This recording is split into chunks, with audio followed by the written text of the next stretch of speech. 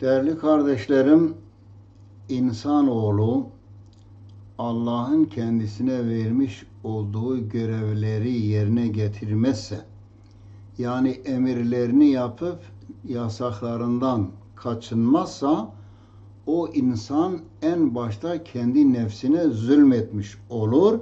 Cenab-ı Allah da en başta kendi nefsine zulmedenlere yardımcı olmaz ve onları sevmez.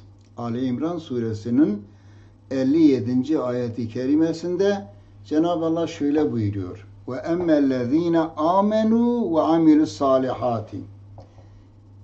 Onlar ki Allah'a iman etmişlerdir ve amilus salihati, salih ameller işlemişlerdir. Yani iman edip iyi davranışlarda bulunanlara gelince feyueffiyehum ucurehum, Cenab-ı Allah onların ücretlerini, mükafatlarını eksiksiz verir. Eksiksiz verir. Vallahu la yuhibbuz zalimin. Allah zalimleri sevmez. Ne dedik?